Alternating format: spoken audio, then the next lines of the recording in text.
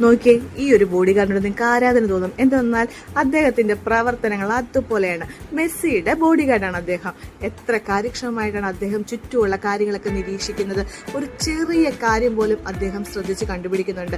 കളിയിലായാൽ പോലും മെസ്സിയുടെ ചുറ്റും എന്ത് നടക്കുന്നെന്ന് സസൂക്ഷ്മം നിരീക്ഷിച്ചാണ് അദ്ദേഹം നടക്കുന്നത്.